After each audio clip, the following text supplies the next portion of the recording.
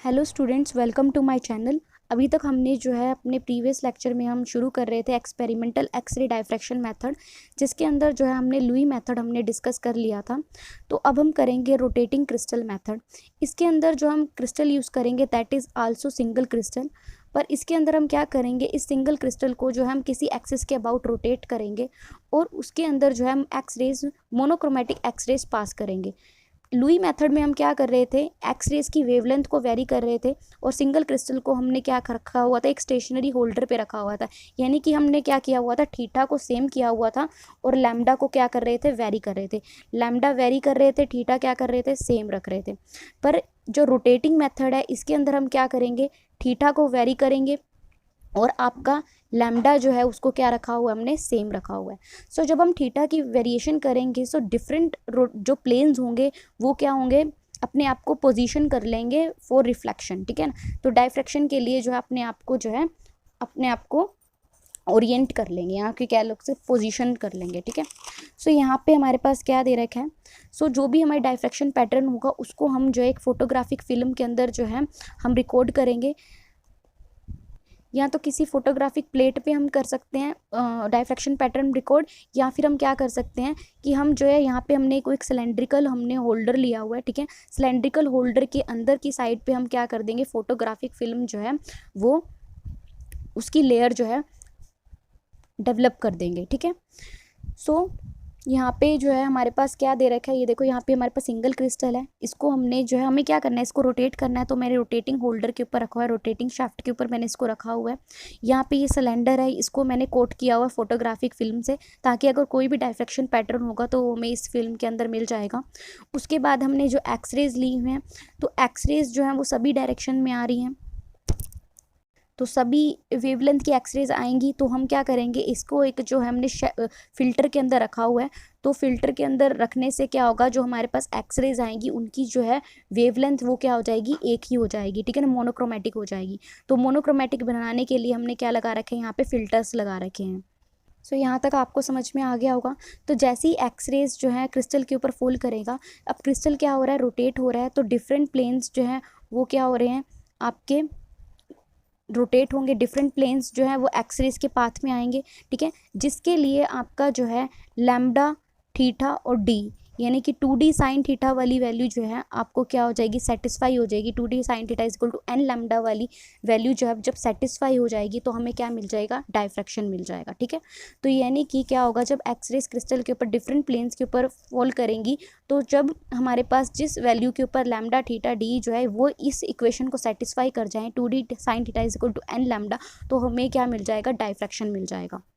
सो यहाँ पे क्या कह रखा है कि जो भी बीम इनके ऊपर फॉल करेगी और लैम्डा की वैल्यू और थीटा और डी की वैल्यू सेटिस्फाई होगी, तो 2D साइन थीटा सेटिस्फाई होगा, तो हमें क्या मिलेगा, डायफ्रैक्शन पैटर्न मिलेगा, ठीक है। सो बीम तभी क्या हो जाएगी, डायफ्रैक्ट हो जाएगी, जब जो है हमारे पास थीटा की वैल्यू जो है क्या सेटिस्फाई कर दे, ब्रैग्स इक्वेशन को सेटिस्फाई कर दे। अब यहाँ पे एक चीज़ ये है कि जो प्लेन्स हैं उन सब की ओरिएंटेशन डिफरेंट हो सकती है, ठीक है। कुछ प्लेन्स जैसे एक्सरेज आई वो रोटेट किए, यहाँ पे मान जो थीटा हम रोटेट कर रहे हैं तो कुछ प्लेन्स इस डायरेक्शन में ओरिएंट हो रहे होंगे, कुछ सिंगल क्रिस्टल में कुछ प्लेन्स इस डायरेक्शन में ओरिएंट हो रहे होंगे, ठीक है ना। अगर मैं पूरे क्रिस्टल की बात करूं तो कुछ प्लेन्स की डायरेक्शन ये होगी, कुछ प्लेन्स की डायरेक्शन ये होगी, कुछ प्लेन्स की डायरेक्शन ये होगी, और कुछ प्लेन की डायरेक्शन क्या होगी, अलोंग द क्रिस्टल एक्सिस, ठीक है ना। तो जो भी प्लेन्स हैं जिनकी जो है वर्टिकल रोटेशन एक्सिस के पैरेलल जो है क्या होगी, डायरेक्शन होगी, तो उसके लिए जब एक्सरेज उसके ऊपर फॉल करेगी तो हमें जो है एक हॉरिजॉन्टल लाइन मिलती है फोटोग्राफिक प्लेट के अंदर। दोबारा से सुन लो, तो यहाँ पे क्या कह रखा है, जो भी प्लेन्स हैं अगर उनकी डायरेक्शन, जैसे कि ये रोटेटिंग क्रिस्टल की वर्टिकल डायरेक्शन है, ठीक है, वर्टिकल रोटेशन एक्सिस है, तो जो भी प्लेन्स जो है जैसी एक्सरेज आई, जब मान लो किसी थीटा वैल्यू पे जो है ये जो प्लेन्स हैं इसकी वैल्यू ये जो है क्या हो रहे हैं, रोटेशन एक्सिस के पैरेलल है, ठीक है ना। तो रोटेशन एक्सिस के पैरेलल होने की वजह से जब इनके ऊपर एक्सरेज फॉल करेगी तो हमें फोटोग्राफिक प्लेट के अंदर जो है एक हॉरिजॉन्टल, हमें जो है लाइन, वो एक हॉरिजॉन्टल लाइन में नजर आएंगी, ठीक है ना, will lie in the horizontal plane, ठीक है ना, हॉरिजॉन्टल प्लेन में वो नजर आएंगे हमें, ठीक है। और जिनकी एक्सिस जो है डिफरेंट है किससे, वर्टिकल रोटेशन एक्सिस से, वो सभी प्लेन जिनकी एक्सिस जो है वो क्या है, डिफरेंट है वर्टिकल रोटेशन एक्सिस से, तो वो क्या होंगे, आपके कहाँ पे लाई करेंगे, above and below the horizontal plane. तो उनकी जो डायफ्रैक्शन होगी यहाँ तो अबव होगी, यहाँ क्या होगी, बिलो होगी हॉरिजॉन्टल प्लेन के।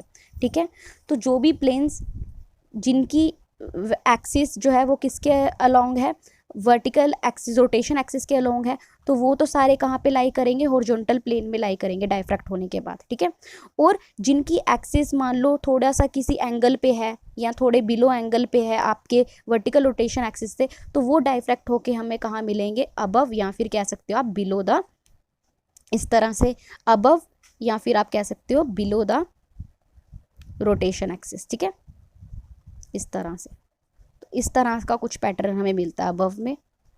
और अगर बीच वाला की बात करूं तो मैं कुछ इस तरह का पैटर्न हमें मिलेगा। ठीक है, तो ये इस तरह का पैटर्न हमें नज़र आता है। ठीक है ना, तो इसको इन्होंने ना बहुत ही सिंपल वे में अभी एक ही लाइन दिखा रखी है, एक ही हमें लाइन दिखा रखी है, यानी कि एक ही प्लेन दिखा रखा है, पर एक्चुअल में होता क्या है, बहुत सारे डायफ्रैक्टेड प्लेन्स हमें नज़र आते हैं। ठीक है, तो अबव इस तरह से और बिलो इस तरह से और यूँ आपके जो हॉरिजॉन्टल प्लेन में लाई करेंगे। सो बेसिकली यहाँ पे एक पॉइंट बस जो इम्पोर्टेंट यहाँ पे ये था कि वो प्लेन्स जो पैरेलल है आपके वर्टिकल रोटेशन एक्सिस के, वो हॉरिजॉन्टल प्लेन में लाई करेंगे। ठीक है ना, तो ये हॉरिजॉन्टल प्लेन है, इसमें लाई करेंगे। ठीक है, और जो प्लेन की एक्सिस इन थोड़ी सी ओरिएंट, जो क्रिस्टल प्लेन थोड़े से कुछ एंगल पे ओरिएंट है, तो उनकी अबव लाई करेगी हॉरिजॉन्टल प्लेन से, या फिर बिलो लाई करेगी हॉरिजॉन्टल प्लेन से।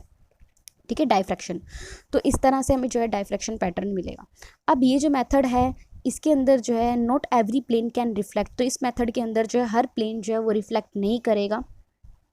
सो इसके अंदर एक चीज़ और कह रहा है कि वो जिनके लिए जो है स्पेसिंग बहुत छोटी है, ठीक है ना, वो भी जो है आपके प्लेन क्या होंगे, वो भी क्या नहीं शो करेंगे, रिफ्लेक्शन शो नहीं करेंगे। ठीक है, जिसके लिए लैम्डा बाय में 2D की वैल्यू जो है वो ग्रेटर देन 1 है, उस वो प्लेन्स हमारे बहुत छोटे हो जाएंगे, वो भी जो है डायफ्रैक्शन पैटर्न जो है शो नहीं करेंगे। ठीक है, सो जो भी रिफ्लेक्टेड स्पॉट्स जो हमें मिल रहे हैं, ये जो स्पॉट्स फोटोग्राफिक प्लेट्स के ऊपर हमें मिल रहे हैं, वो एक तरह की पैरेलल लाइंस की फॉर्म में हमें नज़र आएंगे डायफ्रैक्शन प्लेट के ऊपर। ठीक है ना, डायफ्रैक्शन पैटर्न हमें एक कैसा नज़र आएगा, एक जो भी स्पॉट्स हमें मिल रहे हैं वो कैसे नज़र आएंगे, हमें पैरेलल लाइंस की फॉर्म में नज़र आएंगे। तो अगर हमें वेवलेंथ पता है, डी पता है, मतलब वेवलेंथ पता है, लैम्डा थीटा हम यहाँ से निकाल ही रहे हैं, तो थीटा लैम्डा हमें पता है, तो हम डी जो है वो भी हम निकाल सकते हैं। सो इंटरप्लेनर स्पेसिंग हम कैलकुलेट कर सकते हैं इस मेथड से।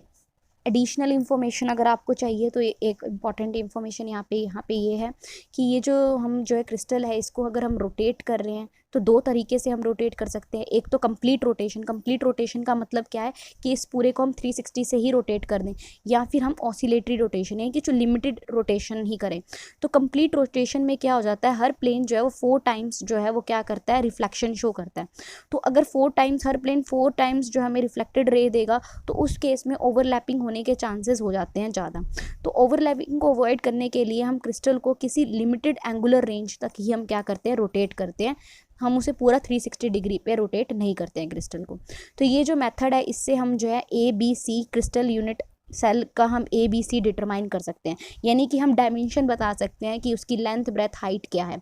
लेकिन जो हमने लुई मेथड पढ़ा था उसके अंदर हम ABC नहीं बता सकते थे, हम सिर्फ क्रिस्टल की ओरिएंटेशन बता सकते थे, ABC एक्सिस बता सकते थे, हम उसकी डायमेंशन नहीं बता सकते थे।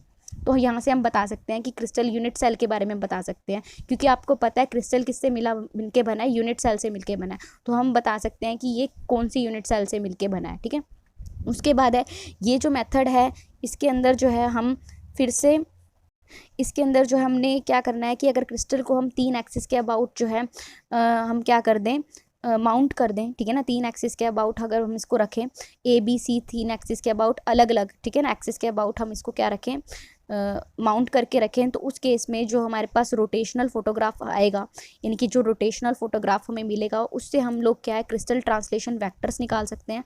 और हम ये भी बता सकते हैं जो यूनिट सेल है उसका क्या साइज़ है। ठीक है, तो यूनिट सेल का साइज़ भी हम जो है डिटरमाइन कर सकते हैं रोटेटिंग क्रिस्टल मेथड से, by mounting ABC turn by turn. ठीक है ना, अलोंग डिफरेंट डायरेक्शंस। ठीक है ना, तो मतलब कि माउंट करना का मतलब यहाँ पे ये है कि ये मान लो ये ए एक्सिस है, ये बी एक्सिस है, ये आपकी सी एक्स, पहले सी एक्सिस को आप एक्स रेस उसके ऊपर फॉल करवा, तो हमें जो रिफ्लेक्टेड पैटर्न मिलेगा, ऐसी ए को हम यहाँ रख लें, बी को, फिर बी को भी इस डायरेक्शन में रख लें, ऐसी सी को, तो उससे जो हमें रोटेशनल फोटोग्राफ मिलेगा उससे हम A B C crystal translation vectors हमें पता लग जाएंगे, और उससे जब क्रिस्टल ट्रांसलेशन वैक्टर्स पता लग जाएंगे तो ऑफकोर्स हमें यूनिट सेल पता लग जाएगी, क्योंकि यूनिट सेल के साइज यूनिट सेल का किसके ऊपर डिपेंड करता है, ए बी सी के ऊपर डिपेंड करता है। ठीक है, तो ए बी सी वैक्टर्स के ऊपर डिपेंड करता है। तो ये था इसके अंदर रोटेटिंग क्रिस्टल मेथड के अंदर। तो और इसके अंदर कुछ भी इम्पोर्टेंट नहीं है जो हमने छोड़ दिया हो। तो थैंक यू सो मच।